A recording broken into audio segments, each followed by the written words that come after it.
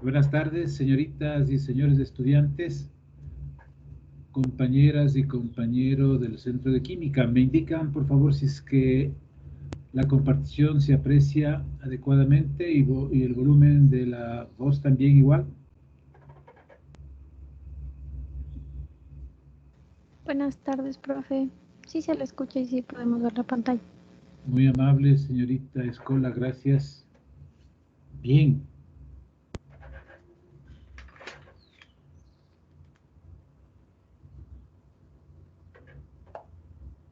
Está Carlos Pantoja.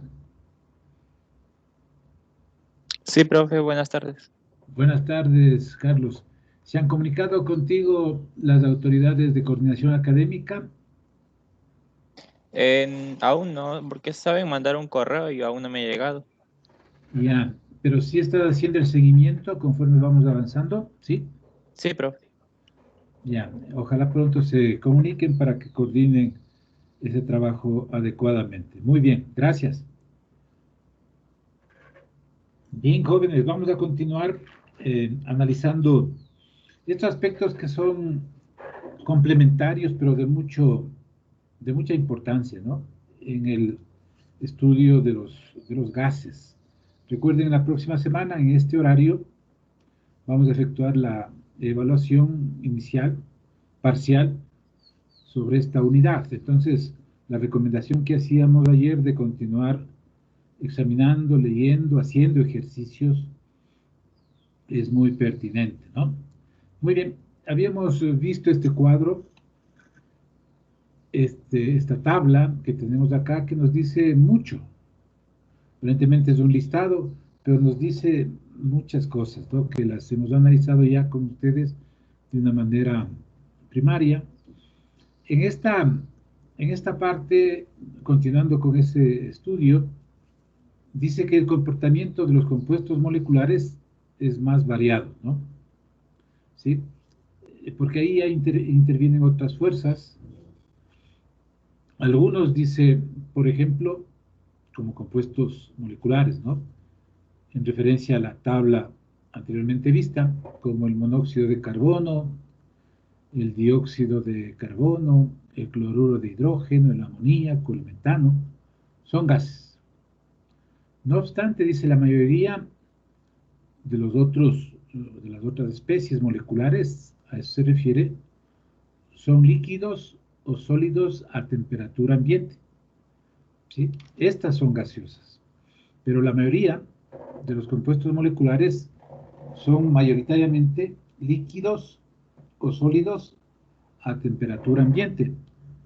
Sin embargo, cuando estos que están en estado líquido o sólido, resaltemos, al calentarlos se convierten en gases con mayor facilidad que los compuestos iónicos. Es decir, esto implica que los compuestos moleculares generalmente son compuestos covalentes y llegan a convertirse en gases más fácilmente que los compuestos iónicos, es decir, aquellos que dieran cargas cuando forman enlaces. Por ejemplo, el cloruro de sodio es un compuesto iónico. Entonces es más fácil que un compuesto molecular de carácter covalente que se encuentra en estado líquido o al estado sólido pueda calentarse y convertirse en gases, con mayor facilidad que en el caso de los iónicos. Hemos visto en el caso del cloruro de sodio que para fundirlo se necesitan 801 grados centígrados, para hervir, pasarle al estado de vapor, más de 1000 grados centígrados. Son temperaturas altas, condiciones extremas, ¿no? Dice que no hay una regla simple que ayude a determinar si cierto compuesto molecular es un gas en condiciones atmosféricas normales. Todo depende de la especie química. Para hacer tal aseveración es necesario entender la naturaleza, la magnitud de las fuerzas de atracción entre las moléculas. Estas fuerzas son las denominadas fuerzas intermoleculares, que se las estudia más adelante cuando hablamos de las disoluciones. A partir de la quinta semana haremos ese estudio. Y en general, cuanto más fuertes sean estas atracciones intermoleculares, menor es la posibilidad de que un compuesto exista como gas a temperatura ordinaria. Entonces, estas fuerzas intermoleculares determinan la facilidad o dificultad para que un compuesto molecular, generalmente covalente, pase, o se encuentre, mejor dicho, como gas a temperaturas comunes y corrientes. De los gases que se indican en esta tabla, solo el oxígeno, en cuanto a la toxicidad, hablemos así, solo el oxígeno es esencial para la vida. De ahí todos los demás afectan en mayor o menor grado a la vida, ¿sí? Dice el sulfuro de hidrógeno, el H2S, y el cianuro de hidrógeno, HCN, son muy venenosos, muy tóxicos. En tanto que otros, como el monóxido de carbono, el dióxido de nitrógeno, el ozono, el dióxido de azufre, resultan un poco menos tóxicos. Me disculpan un minuto, por favor. Hola.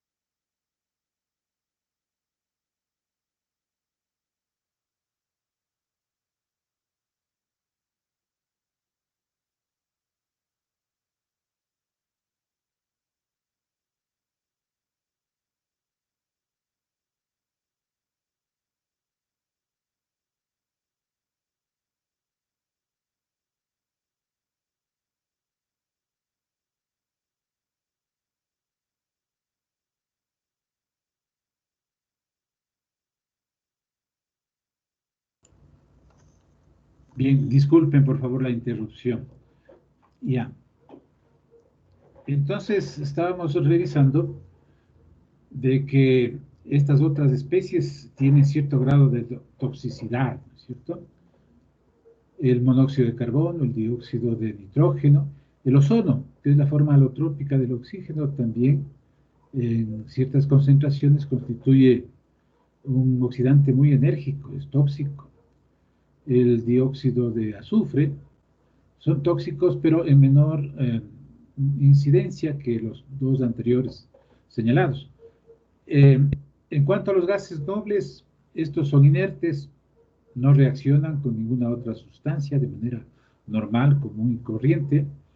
Para que reaccione, por ejemplo, el xenón, que es un gas noble, se requieren condiciones extremas, es decir, hay una reactividad más forzada, podríamos decir. Por ejemplo, reaccionan con los halógenos.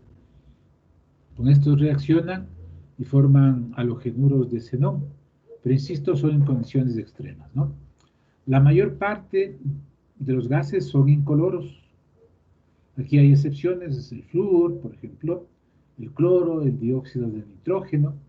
Este último tiene este color, observe, aquí tiene un matraz aforado, en donde se encuentra este gas, el dióxido de nitrógeno, es de color café oscuro, y a veces en las ciudades grandes de nuestro país y del extranjero se puede ver la contaminación con dióxido de nitrógeno, producto de la actividad humana, como una capa encima de las ciudades de color semejante a este, ¿no?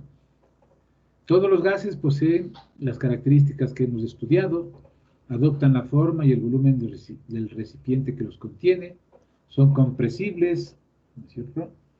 se mezclan en forma completa y uniforme. Cuando hay mezclas de gases, estos lo hacen de una manera uniforme. Claro que pasa un cierto tiempo, dependiendo de los componentes de la mezcla, hasta llegar a tener una composición uniforme, es decir, una mezcla completa, ¿no? Y tienen densidades mucho menores que los sólidos y líquidos. En cuanto a al primer factor que incide en el comportamiento de los gases, la presión, es importante recalcar lo que hemos ya señalado antes, de que los gases, por esta propiedad, ejercen una fuerza sobre las superficies con las que chocan, ¿no? Chocan entre sí también, y cuando lo hacen con las superficies de los recipientes que las contienen, o del espacio por donde están difundiéndose, lo hacen en forma de una fuerza sobre superficie, que es la presión, ¿no? Debido principalmente al gran movimiento, a la gran energía cinética que poseen. En el caso nuestro, nosotros no palpamos, no percibimos muy bien o claramente la presión del aire, la presión atmosférica, ¿sí? Y estamos acostumbrados, ¿no es cierto?, a aquello. Y generalmente no la consideramos sino cuando hacemos estos estudios, resolvemos problemas relacionados con, con los gases, con la presión atmosférica, etcétera, etcétera, ¿no? Pasa algo similar cuando nosotros vemos o analizamos cómo los peces que están en los medios líquidos, en los mares, en los lagos, ¿no es cierto? Ellos tienen dos presiones sumadas: la presión del aire que está sobre el agua y también la presión de la masa de agua que está sobre cada uno de ellos, ¿no es cierto? Y conocemos muy bien que hay presiones importantes a nivel de los mares, de los océanos, que van aumentando conforme la profundidad también aumenta, ¿ya? Entonces las presiones son muy altas. Nosotros no estamos acostumbrados a presiones tan altas. Por ejemplo, cuando se ve el descenso de buzos a 30, 40 metros, 50, 60 metros, y hay riesgos, ¿no? Y cuando regresan a la superficie tienen que pasar por niveles de descompresión para no tener afectaciones sobre la salud. A nosotros nos sucede algo similar cuando las personas están acostumbradas a la presión atmosférica a nivel del mar, una atmósfera, gran cantidad de oxígeno, o toda la composición de oxígeno que tiene el aire completa, y conforme se va ascendiendo, nosotros vamos requiriendo mayor cantidad de glóbulos rojos para compensar la disminución de la cantidad de oxígeno, ¿no? Son formas en las cuales los individuos podemos ir adaptándonos, pero no todos lo pueden hacer igual, ¿sí? Entonces, algunos tienen inconvenientes en adaptarse a presiones menores y a la cantidad más que todo menor de oxígeno, ¿ya? La presión atmosférica, la fuerza que ejerce esta masa de aire sobre cada uno de los puntos de nuestro planeta, se demuestra, señala acá fácilmente, y nos pone un ejemplo cuando se bebe un líquido mediante un sorbete o popote, ¿no? Entonces, cuando succionamos el aire por medio del popote, se reduce la presión al interior del sorbete y se crea un vacío. Ese vacío se llena con el líquido que es empujado hacia la parte superior del sorbete por la mayor presión atmosférica. Entonces, creamos el vacío, ¿no es cierto?, que estamos sorbiendo, y la presión atmosférica hace que el líquido que estamos bebiendo suba por el sorbete y podemos tomarlo, ¿no? La presión atmosférica ahí la palpamos muy bien.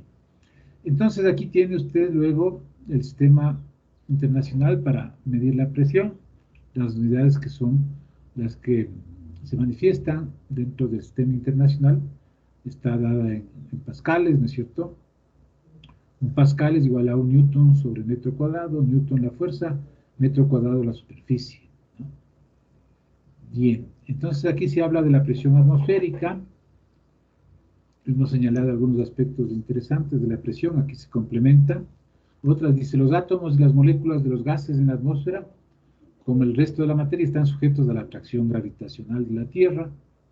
Por consiguiente, la atmósfera es mucho más densa cerca de la superficie que en altitudes elevadas, ya hemos hecho referencia. El aire fuera de la cabina presurizada de un avión a 9 kilómetros de altura es más ligero para ser respirado. Por eso hay que un poco adecuar el espacio al interior de un avión para que tenga una cantidad de oxígeno más o menos cercano a lo normal, para que no tengan problemas los pasajeros, ¿no? La densidad, dice, del aire disminuye con rapidez al aumentar la distancia que queda de la Tierra. Las mediciones señalan que aproximadamente el 50% de la atmósfera, observe, se encuentra dentro de los 6.4 kilómetros, desde la superficie hasta esa altura, observe. El 90% en los 16 kilómetros y el 99% dentro de los 32 kilómetros de la atmósfera. No sorprende, dice, que cuanto más denso sea el aire, mayor es la presión que ejerce, ¿no? Hay mayor masa, ¿no?, que va a ejercer un peso, que es esta fuerza sobre la superficie sobre la que está actuando. La fuerza que experimenta cualquier superficie expuesta a la atmósfera de la Tierra es igual al peso de la columna de aire que está por encima de ella. ¿Es cierto? Aquí tenemos un gráfico que nos señala, mire, sobre este metro cuadrado de la superficie hay toda esta columna de aire que va a ejercer una presión determinada, ¿no? Bien. La presión atmosférica es la presión que ejerce la atmósfera de la Tierra, ¿no es cierto? El valor real de la presión atmosférica depende de la localización, es decir, estamos en Guayaquil, estamos en Quito, estamos en la cima del Cotopaxi, de la temperatura, también estamos a 25, 30 grados, 15, 12, 8, 9, 3 grados, ¿no? Y las condiciones climáticas también, si hay lluvia, hay vientos, etcétera, etcétera. Es decir, es multifactorial, ¿no? Bien. La presión atmosférica actúa solo hacia abajo. ¿Cómo se podría inferir a partir de la definición? ¿Sí? Entonces, ¿la presión solo es hacia abajo? No. ¿Es cierto? La presión es en todos los sentidos. Entonces, el choque de las moléculas que componen el aire, del nitrógeno, del oxígeno, ejercen presión por todos lados, por arriba, por abajo, por los costados. Así es. Entonces, por ejemplo, aquí se hace un ensayo, se pone un papel encima de nuestra cabeza, ¿no es cierto? No se va a doblar, porque la presión está ejerciendo hacia arriba, hacia abajo, sino que se mantiene en su forma original, la hoja de papel, ¿sí? Porque la presión es en todos los sentidos, ¿no? Bien. ¿Qué más? En el nivel molecular, la presión del aire se produce debido a los choques, ¿no?, entre las moléculas del aire contra cualquier superficie con la que entran en contacto. Y la magnitud de la presión depende de la frecuencia con la cual tantas veces está chocando una partícula, digamos, sobre una superficie y con qué fuerza lo hace. Eso va a definir la magnitud de la presión. Resulta que hay tantas moléculas golpeando el papel, por el ejemplo que se citaba, por encima como por debajo y por los costados, de manera que el papel permanece plano. ¿Cómo es que se mide la presión atmosférica? Y hemos dicho mediante el barómetro, basado en el mismo principio que utilizó Torricelli, que está aquí descrito, observé, ¿no? Lo hemos señalado. Y las equivalencias, un torr, 1 milímetro de mercurio, una atmósfera, 760 torr o 760 milímetros de mercurio, la equivalencia de una atmósfera con pascales y también con kilopascales, ¿no? 1000 pascales, 1 kilopascal, entonces una atmósfera tiene 1.01325 por 10 al cuadrado kilopascales. Y aquí se muestran ejemplos que recomiendo los analice, los revise, los resuelva, ¿ya? Hay ejemplos desarrollados y hay ejercicios de práctica, igual de transformaciones, que les puede ayudar mucho en la comprensión de este tema, de la presión atmosférica. Lo mismo, acá tiene otro ejemplo, basado en un fenómeno atmosférico, en este caso un huracán que se desató sobre Norteamérica y el Caribe, el huracán Sandy. Entonces aquí nos dan algunas características de la presión atmosférica allí y también nos ponen un ejercicio de práctica. Generalmente hay también revisión de conceptos, observen, que nos puede ayudar mucho, y se ordene de menor a mayor las siguientes presiones. Entonces se dan en diferentes unidades y usted tiene que ordenarlas. ¿Cuál es la menor y cuál es la mayor? Entonces ordena a estas 4 presiones en orden ascendente, de menor a mayor. También señala del manómetro, que decíamos es un equipo útil para medir la presión de gases distintos a los de la atmósfera. El principio es el mismo, en el cual se basa el barómetro, ¿sí? Entonces aquí nos describen 2 o 3 de ellos, ¿no? También aquí ponen una revisión de conceptos. Dicen, ¿dónde sería más fácil beber agua con un sorbete o popote? ¿En la cima o al pie del monte Everest? ¿Por dónde beberíamos más rápidamente, en mayor cantidad? ¿En la cima o al pie del monte Everest, ¿no? Una pregunta para analizar, para pensar un poco y dar una respuesta. Y aquí tiene los diseños en estas figuras de 2 tipos de manómetros utilizados para medir las presiones de los gases. En el punto A, la presión del gas es menor que la presión atmosférica, ¿sí? Aquí tenemos el gas, ingresa a esta tubería de vidrio, y aquí tenemos puesto mercurio, ¿ya? Entonces señala que en este caso, en A, la presión del gas es menor que la presión atmosférica, y en B, la presión del gas es mayor que la presión atmosférica. Entonces, por tanto, aquí tendrá una misma altura, observe, ¿ya? Y cuando es mayor la presión del gas, observe, hay un mayor empuje hacia la columna de mercurio, y esta va a tener una elevación determinada. Entonces, dependiendo de la altura, se puede determinar también, ¿no es cierto?, la magnitud. Luego viene el análisis de las leyes de los gases, cada una de ellas, ¿sí?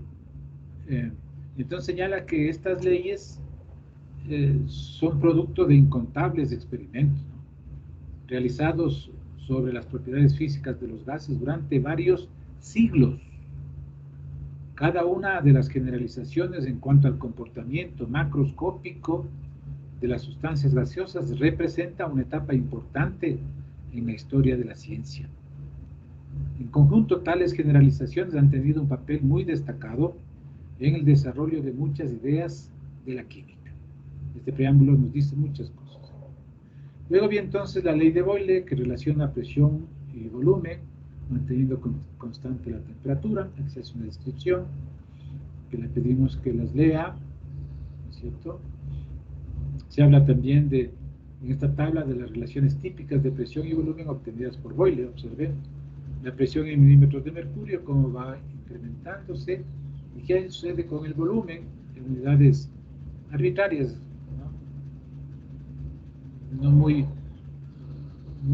definidas, pero sí nos da en cuenta la magnitud de cómo al aumentar la presión va disminuyendo el volumen cuando la temperatura se mantiene constante, y lo mismo el producto de la presión por el volumen, qué resultado nos da en cada uno de los casos. Vemos y apreciamos qué es lo que acontece, ¿no? Muy bien. Aquí también dice, presentan en esta figura un aparato para estudiar la relación entre la presión y el volumen de un gas. Lo han visto también en el desarrollo de la parte experimental. Le pedimos que también lea, ¿sí? Aquí hacen una descripción de un aparato similar que utilizó Boyle para sus determinaciones, y la determinación también de la ecuación correspondiente, ¿no? De igual manera acá se hace una comparación, ¿sí?, en esta figura, ¿ya?, de tanto de la ley de Boyle como de la ley de Charles. Por favor, revíselo, ¿sí? Entonces aquí también nos señala lo pertinente, dice ilustraciones esquemáticas de la ley de Boyle, la ley de Charles y también la de Avogadro. Entonces es un compendio en cuanto a figuras que nos permite analizar las leyes descritas. Eso nos puede servir también, ¿no es cierto?, para comprender mejor sus organizadores gráficos sobre las leyes, ¿sí? Pueden ayudar a la construcción. Aquí también las gráficas de la variación de volumen de un gas en relación a la presión ejercida y con una temperatura constante. En A, la presión contra el volumen. Observe, dice que el volumen del gas se duplica a medida que la presión se reduce, ¿sí? De 0,6 atmósferas a 0,3 atmósferas. El volumen pasa de 2 a 4 litros, ¿sí? En B, la presión contra la inversa del volumen, la pendiente de la línea es igual a K1, ¿no es cierto? Una recta, vemos allí. Entonces es interesante hacer asimismo un análisis de estos procesos, de estas relaciones que determinan luego las ecuaciones de cada una de ellas y las relaciones entre ellas, ¿no? Entonces aquí también se habla de la relación temperatura-volumen, en conjunto la ley de Charles, la de Gay-Lussac. Entonces señala el precedente histórico de la ley de Boyle y ahora las nuevas condiciones en base a variar las constantes, ¿no? Entonces, de igual manera, lea estos análisis que se hacen, tanto en escalas también de temperatura, en Kelvin y grados centígrados. Aquí una gráfica, dice variación del volumen de una muestra de gas con la temperatura a presión constante. Cada línea representa la variación a cierta presión. Las presiones aumentan desde P1 a P4. Todos los gases al final se condensan, se vuelven líquidos, si se enfría a temperaturas lo suficientemente bajas. Las partes sólidas de la línea representan, ¿sí?, la región de temperatura por arriba del punto de condensación, ¿ya? Cuando estas líneas se extrapolan o se extienden las partes punteadas, todas coinciden en el mismo punto que representa el volumen cero a una temperatura de menos 273.15 kelvins, ¿no? Observe, ¿ya? Es el punto de coincidencia de todas ellas. Observe. Interesante también, muy ilustrativo, ¿ya? Entonces, hace el análisis de la correspondiente ley y también se hace revisión de conceptos. Entonces, en este punto es importante resaltar de que usted resuelva los ejercicios que aparecen aquí también como revisión de conceptos, todos los que usted crea pertinentes, ¿no?, de acuerdo a su necesidad, inclusive individual. Por ejemplo, aquí dice, compare los cambios de volumen cuando se duplica la temperatura de un gas a presión constante. A dice de 200 Kelvin a 400 Kelvin y B de 200 centígrados o 400 a 400 centígrados. Entonces compare los cambios de volumen cuando se duplican. En la una escala, observe, y en la otra. A ese análisis es muy interesante verificar esos resultados.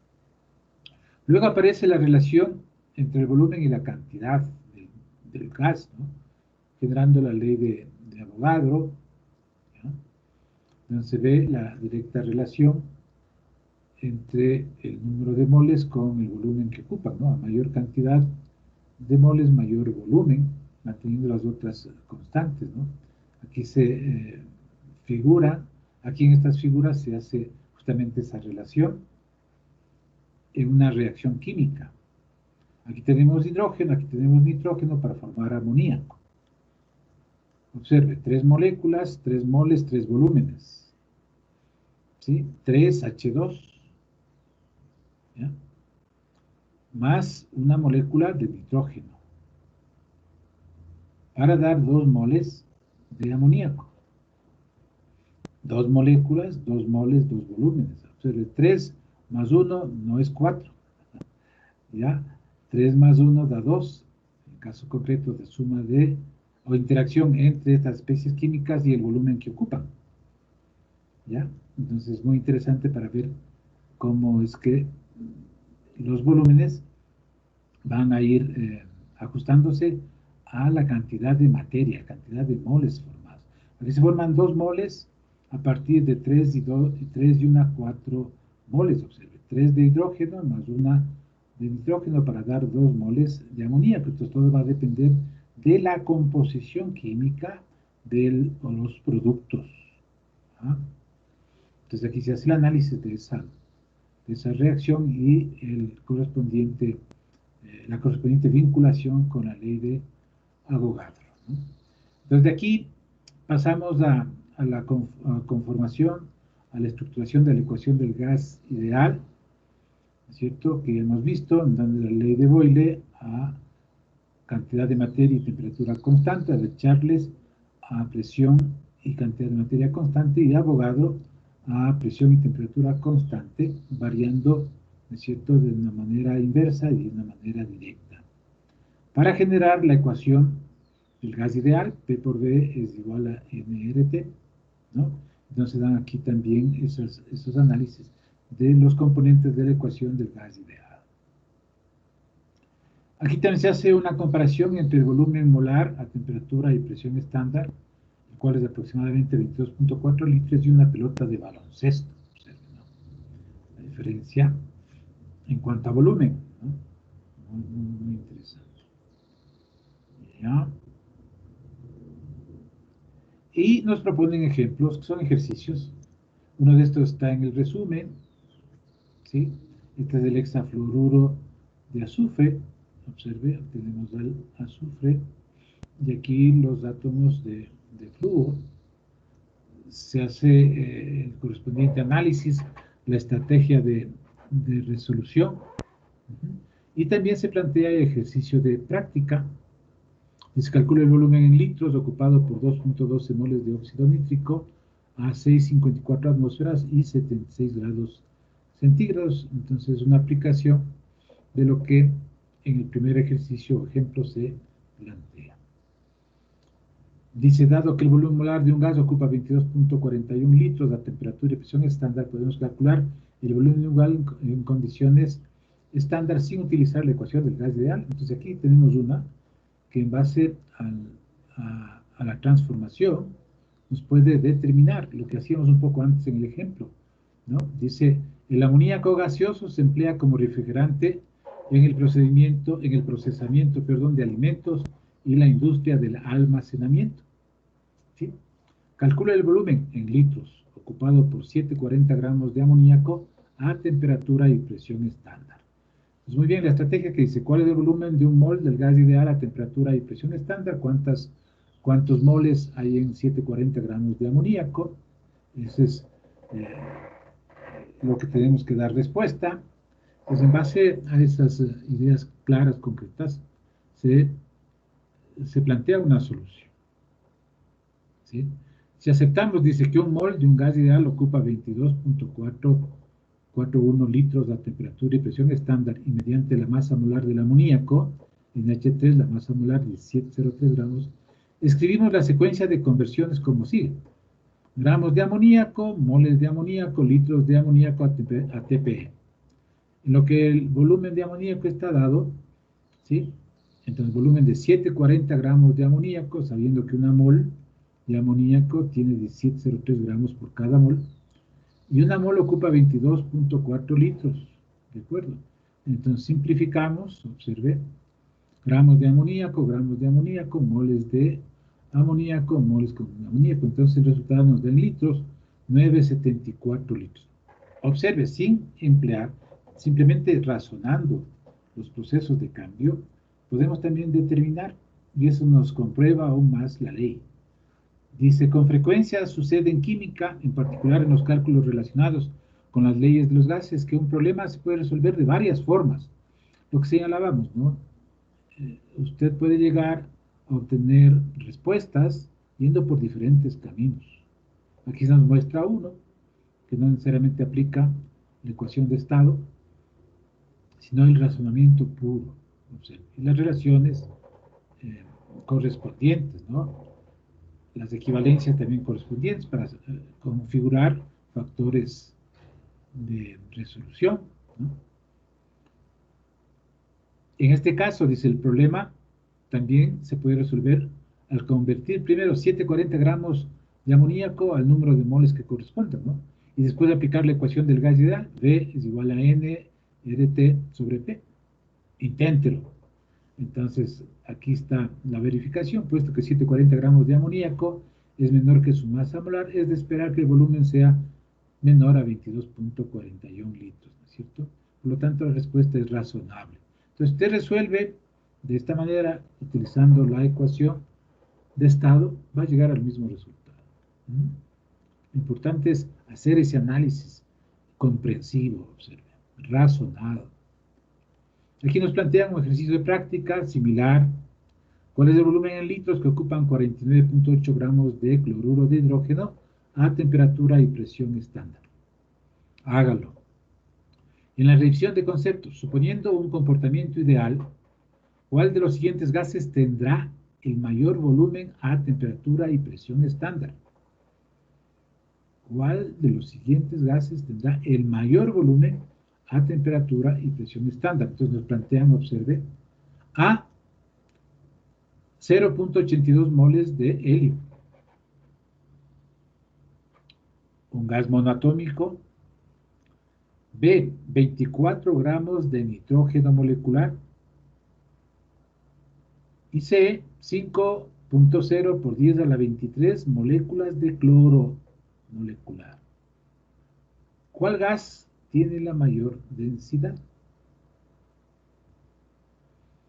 Observe, primero en base al volumen y a la masa, puede usted determinar ¿qué? La densidad. Entonces la respuesta a cuál gas tendrá mayor volumen, y derivando de esa respuesta también puede obtener cuál gas tiene la mayor densidad, cuál es más denso. Fíjense, un ejercicio interesante que nos ayuda, insisto, a reafirmar nuestro conocimiento sobre la temática. Y aquí están condiciones iniciales, condiciones finales, la ecuación combinada, ¿cierto? Aquí nos plantean un ejercicio de un globo, con lo que está aquí, un globo inflado con helio para investigaciones científicas, dice, un globo inflado con un volumen de 0,55 litros de helio a nivel del mar, es decir, a una atmósfera de presión, se deja elevar a una altura de 6.5 kilómetros, donde la presión es de casi 0.40 atmósferas. Suponiendo que la temperatura, suponiendo, no va a ser así, pero parte para el supuesto de este ejercicio, suponiendo que la temperatura permanece constante, ¿cuál será el volumen final del globo? Entonces, condiciones iniciales, condiciones finales, suponiendo que no hay variación de la temperatura, ¿ya? Entonces queda reducido a P1V1 igual a P2V2.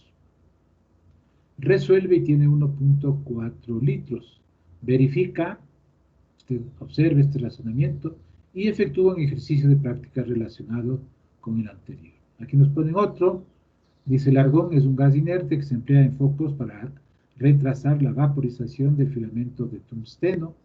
Cierto foco contiene argón a 1.20 atmósferas y 18 grados centígrados. Se calienta a 85 centígrados a volumen constante. Calcule la presión final en atmósferas. Entonces aquí, vean, tiene un foco que al interior tiene argón. Entonces, como no tiene oxígeno ni aire, sino argón, esto retarda, ¿sí?, la vida útil del filamento de tungsteno, que por la energía eléctrica que recibe se calienta y emite una luz. ¿Ya? Entonces aquí nos plantea un ejercicio relacionado a ese fenómeno con estos datos. Nos piden que calcule la presión final en atmósferas, ¿no? Se verifica asimismo, efectúa el ejercicio de práctica, dice una muestra de oxígeno gaseoso sometida a una presión inicial de 0,97 atmósferas se enfría de 21 grados a menos 68 centígrados. A volumen constante. ¿Cuál es su presión final en atmósferas? Aquí hay otro, muy interesante, se habla de una burbuja que se forma en el fondo de un lago, donde la temperatura y presión son bajas y la presión alta, ¿ve?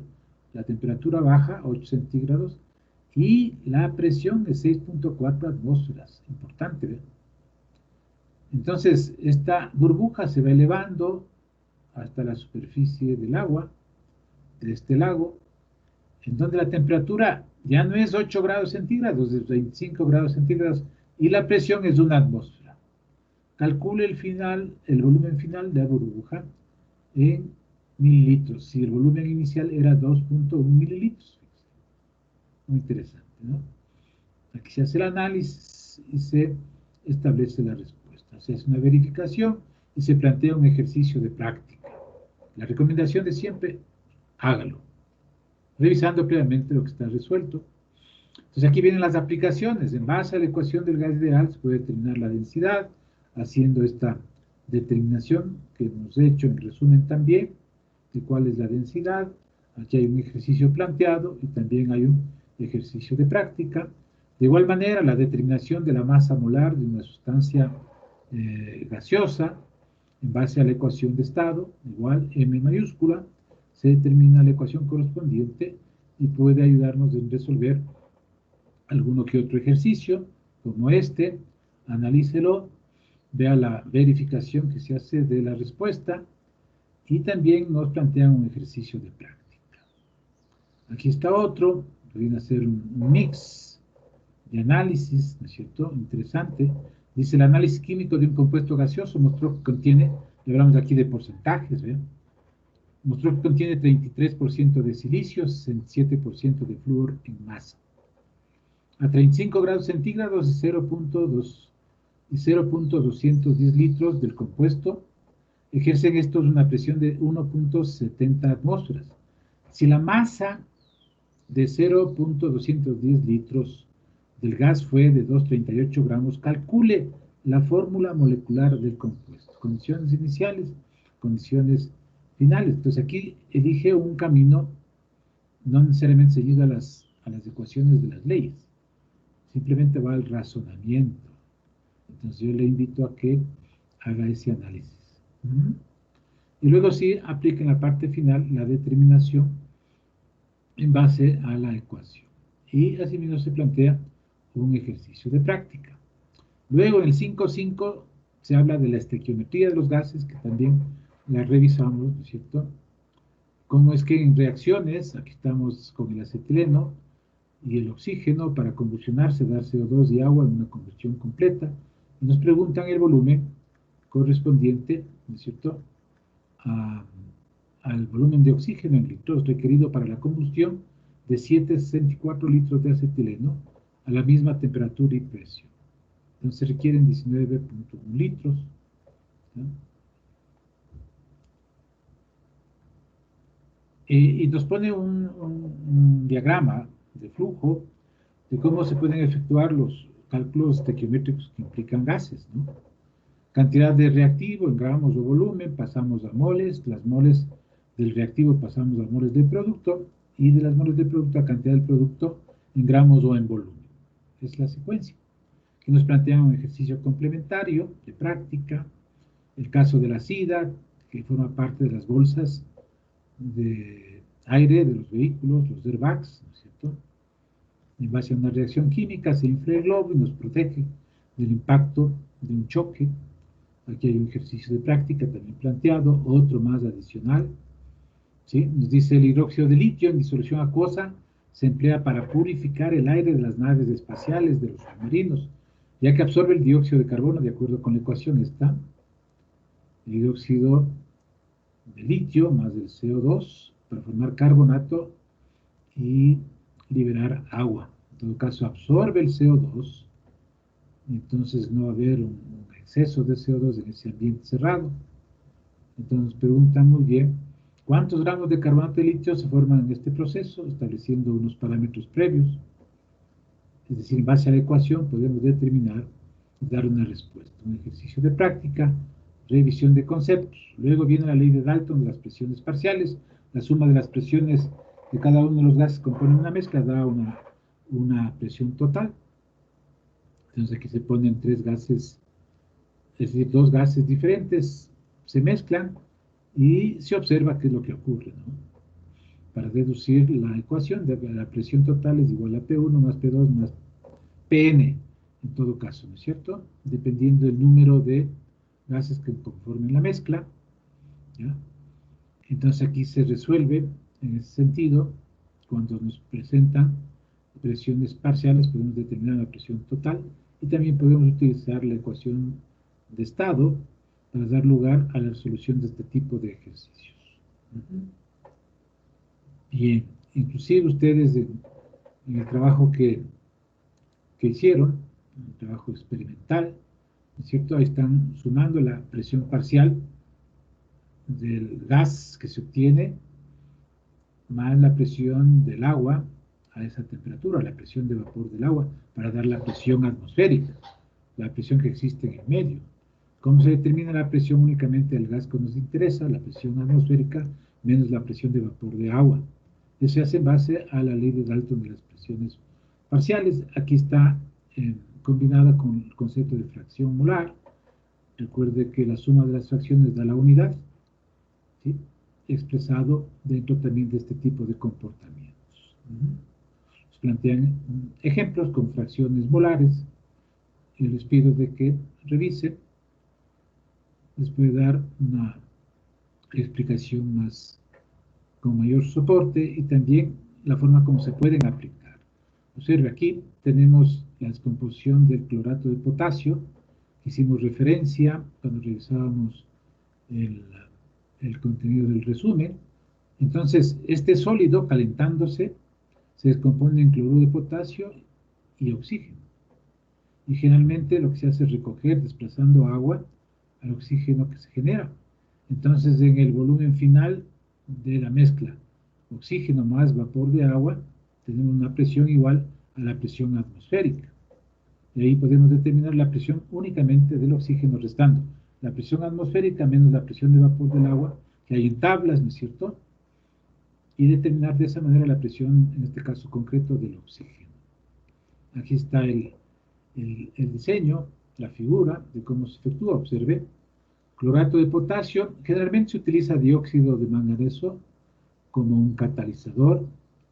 Entonces se calienta, lo que ustedes vieron en la parte experimental, se calienta, se obtiene el oxígeno. Si tiene lista una probeta llena de agua y se la pone invertida, es una determinación cuantitativa, ¿sí?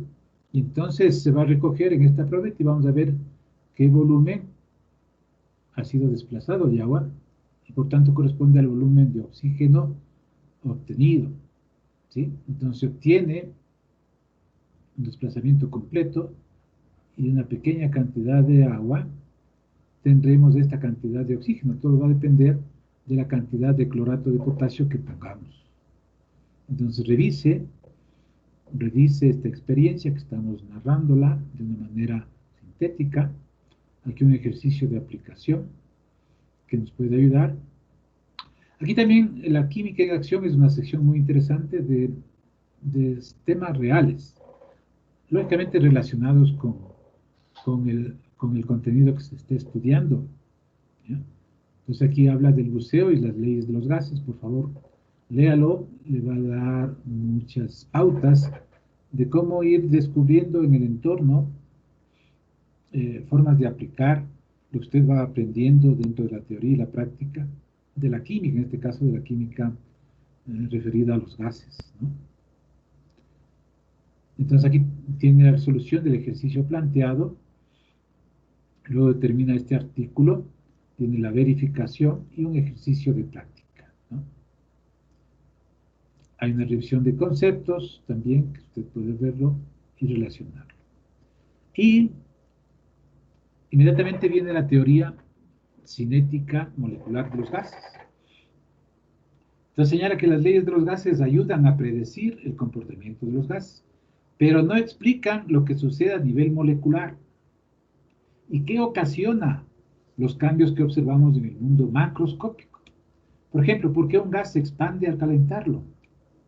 Entonces aquí nos explican bien, dice, en el siglo XIX, varios físicos, entre los que destacan Ludwig Boltzmann y James Clerk Maxwell, encontraron que las propiedades físicas de los gases se explican en términos del movimiento de moléculas individuales, el cual es una forma de energía cinética, que aquí definimos como la capacidad de realizar un trabajo o producir un cambio, ¿no? De acuerdo a la física, sabe usted que todo lo que es capaz de producir un trabajo o un cambio es una forma de energía.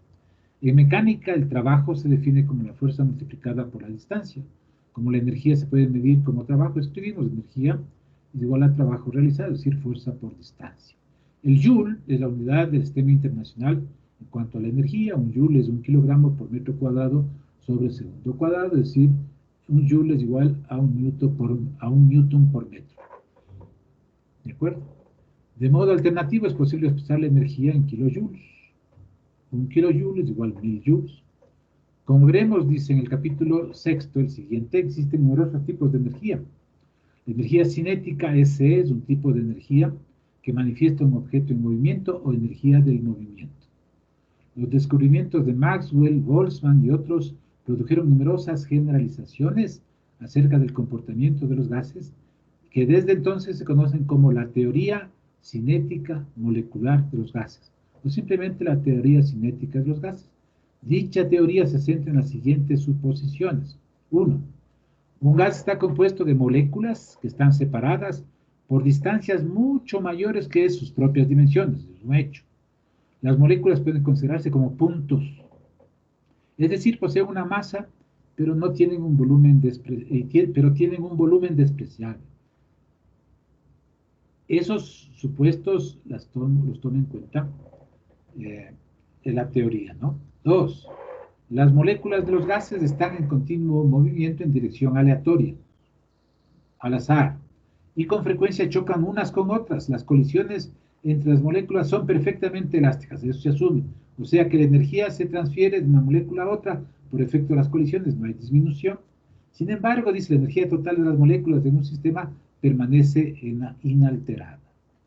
3. Las moléculas de los gases no ejercen entre sí fuerzas de atracción o de repulsión. También ese supuesto. 4. La energía cinética promedio de las moléculas es proporcional a la temperatura del gas en kelvins. Repetimos, la energía cinética promedio de las moléculas es proporcional a la temperatura del gas en kelvins. Dos gases a la misma temperatura tendrán la misma energía cinética promedio. La energía cinética promedio de una molécula está dada por la ecuación S media igual a 1/2 de la masa por la velocidad al cuadrado, ¿no es cierto? Bien, la barra horizontal denota un valor promedio, ya saben ustedes, la cantidad mu al cuadrado se denomina velocidad cuadrática media, es el promedio del cuadrado de las velocidades de todas las partículas. En donde n es el número de moléculas, la suposición 4 permite escribir S directamente proporcional a la presión y S es 1/2 de la masa por la velocidad promedio al cuadrado, ¿no? Entonces establece en donde C es la constante de proporcionalidad y T la temperatura absoluta. S es igual a la constante de proporcionalidad por la temperatura absoluta.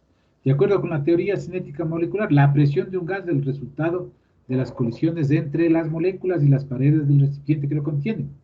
Depende de la frecuencia de las colisiones por unidad de área y de la fuerza, entre comillas, con la que las moléculas golpeen las paredes.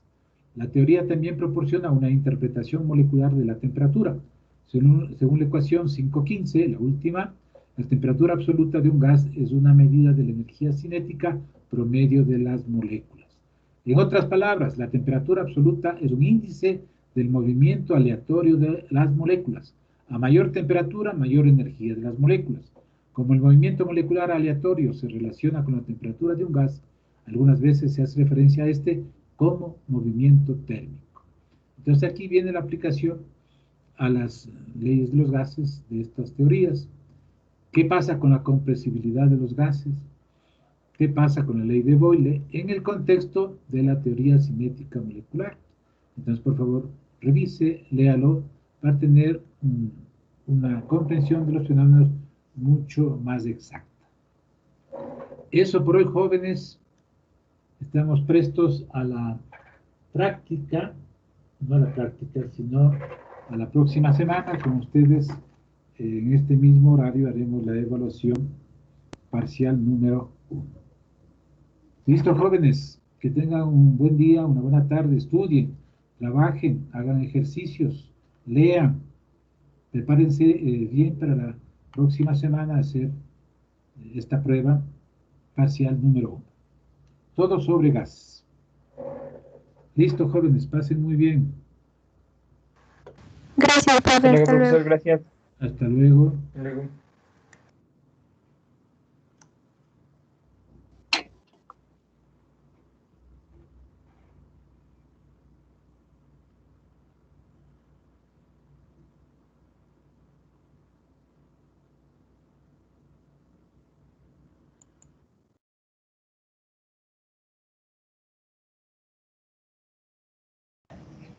Disculpe, profe, una pregunta. ¿Sí? Sí, disculpe, estoy un poquito perdido con las tareas, Ya, dime. porque en el aula aparecen para el 18, para el 19 y para el 20. Ya, vamos a revisar. Este Ok, momento. Profe, yo también tenía la misma duda, porque de lo que Ya, tenía manténgase ahí. De una vez. Ya, vamos a ver en el trabajo, en el aprendizaje autónomo. Ya, ustedes han hecho la tarea 2. Ya están las generalizaciones para este viernes. Entiendo que están trabajando. ¿Hay alguna pregunta sobre esta tarea grupal? Creo que no, ¿no? es ¿Sí? que, ¿Qué hacemos? Generalizamos, integramos las leyes, las 3 leyes que están aquí descritas, observen. sí, es que en el aula virtual están habilitadas dos, creo que son dos mapas conceptuales en dos diferentes tareas, y el día de ayer nos asignó solo una, y de trabajo individual también tenemos solo uno, que son los 20 ejercicios que vimos la semana pasada. O sea, en sí, Ya, este es para esta semana, ¿no es cierto? Este trabajo grupal está claro, ¿no? sí, pero es que están dos, o sea, dos tareas asignadas para grupales y A ver, solo... déjenme ver. Ya. sí, profe, hay dos de Aquí generalizaciones. tienes las generalizaciones y está oculta el trabajo sobre escalas de temperatura. Este no estamos pidiendo. Solo los que están habilitados, sí vemos, ¿no? Sí. Este trabajo grupal es el único y Profe, no nos está compartiendo la pantalla. Disculpe que le interrumpa. perdón. Sí, ya me fui. Ya me fui. Ya.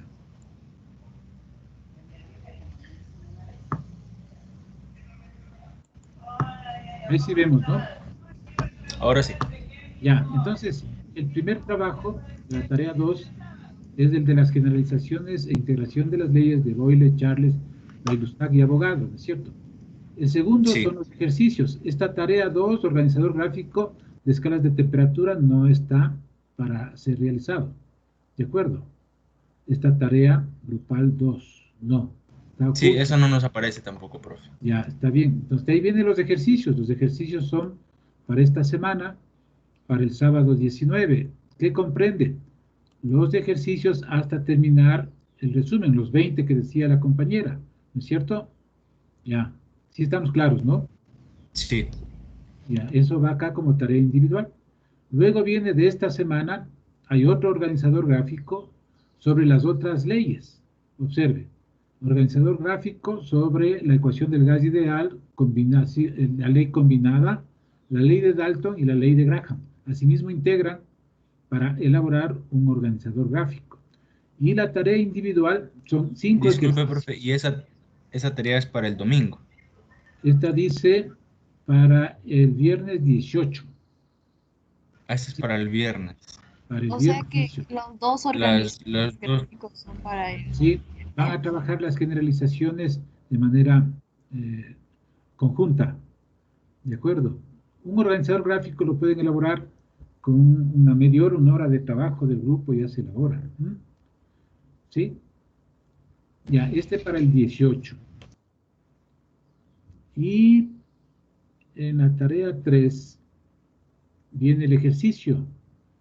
¿Ya? Entonces aquí hacen 5 ejercicios para el domingo 20, referidos a los temas de la unidad, es decir, a los gases, de aquellos ejercicios que ustedes no han puesto en los 20 que estaban previstos. Solo 5, en forma tal de que no tengan más trabajo, sino unos 5. Ustedes resuelven y colocan como tarea individual a entregarse hasta el 20 de junio, hasta el domingo, hasta las 17:07.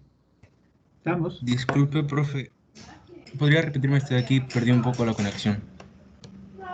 por Ya, favor. aquí van a ser 5 ejercicios adicionales. Ustedes van a escoger de todas las temáticas. Ahí tienen como unas 15 temáticas de los gases. De ahí escogen 5 diferentes ejercicios que están en el glosario al finalizar el texto, en este capítulo 5 del texto que está aquí, de Chang.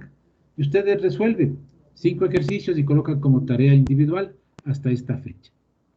¿Estamos? Ok, 5 de cualquiera de los temas que hemos revisado, de las leyes Así y es, de los que no hayas todo esto, hecho en ¿cierto? los 20 anteriores, ¿cierto? Ahí hay suficientes ejercicios para resolver. Estamos, ¿no? Ya, y la última Sí. semana, que también es de, de, de gases, ustedes van a elaborar un resumen, observe, sobre aparatos y equipos para medir la densidad y la masa molar de los gases. Esto va para el miércoles 23 de junio. Consulta, un resumen son 8 o 10 líneas máximo, como grupal. Sobre aparatos, ustedes investigan aparatos y equipos para medir la densidad y la masa molar de los gases y presentan hasta el miércoles 23 a las 4:35. Así está puesto acá. De acuerdo, vamos a ver si aumentamos aquí el plazo. Vamos a ver si lo hacemos hasta el día viernes para darles un poco más de tiempo. De acuerdo, esto voy a revisar. ¿Sí? ¿Estamos? Ya vamos a cambiar, voy a cambiar la fecha de entrega de este trabajo y también está un trabajo individual en el tema 4 de ejercicios. Aquí mismo otros 5 ejercicios, porque hay suficientes ejercicios sobre gases. ¿De acuerdo? Vamos a presentar esto, dice viernes 25. Vamos a colocar el anterior para ser hecho hasta el fin de semana y los otros, estos 5 ejercicios hasta el lunes, puede ser bien. ¿De acuerdo? Ya voy a modificar las fechas de entregas. ¿Está bien? Listo, profe, gracias. Ya, de nada.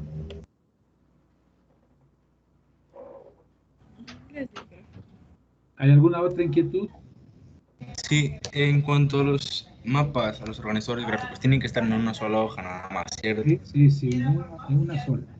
Esa es la capacidad del grupo para poder elaborar de una sola vista, de un organizador gráfico, esta relación, estas generalizaciones, estas vinculaciones entre los temas que están ahí propuestos para ser el organizador. ¿De acuerdo? Ok, profe. Bien. ¿Es todo? Profe, entonces son dos mapas, ¿verdad? Uno de las Uno generalizaciones de la ley de para... Boyle y el otro de gas ideal, profe, disculpe. Pero tienes aquí, sí tienes acceso al aula virtual, ¿cierto? Sí, profe, yo no que le pregunto por lo que es que parece que se dijo que hay que combinar y ahí me confundí porque tampoco la señal no está muy Bien. buena. La tarea, el tema 2, generalizaciones. ¿Qué leyes? Boyle, Charles, Gay-Lussac y Abogado. Generalizaciones del siguiente organizador, ecuación del gas ideal, ley combinada, ley de Dalton y ley de Graham.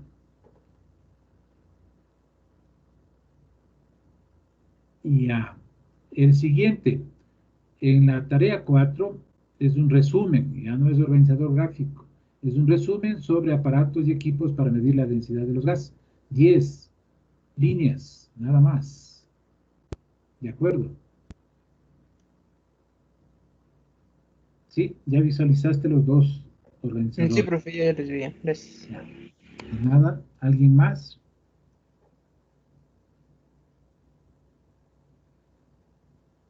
Si no hay más inquietudes, despedimos la sesión de hoy. Solamente, profe, a mí me sale un organizador gráfico para entregar para las 4 y otro para entregar a las 9. ¿Así está bien la hora o los dos son para las 9? ¿De qué número? ¿De qué número? Eh, Me sale para las 4 el de organizar gráfico de la integración de la ecuación del gas ideal. Esa me sale para las 4, creo que de la Eso voy tarde, a ¿no? Así. cambiar. Eso les digo que voy a cambiar para hacerle para más tarde o el otro día, ¿sí? Ya van a observar ustedes. Ya, Más profe, tarde. por favor, profe, gracias. Sí, ya voy a reorganizar las fechas de entrega. de la última parte, ¿no?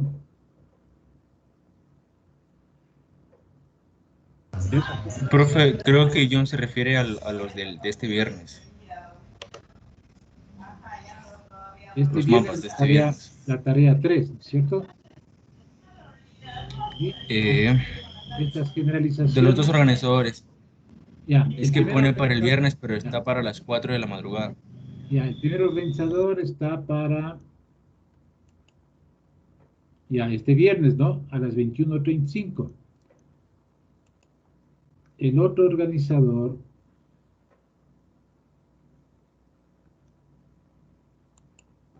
O sea, es que, está profe, ya, bien está. Este del viernes vamos a pasarle para el sábado, ¿sí? Está bien, ya voy a hacer esas correcciones. Y lo mismo la tarea individual.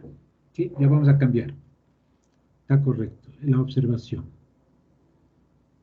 Ya voy a cambiar. ¿Estamos claros? Entonces este quedaría para el sábado y los ejercicios Ya voy para a el poner, ya domingo. voy a poner ahí. Ustedes ven la Ok, fecha. ok. No va a ser esta, ni la hora tampoco. Ya voy a organizar. Ya van a ver más luego. ¿Sí? Ok, profe, gracias. Ya, de nada.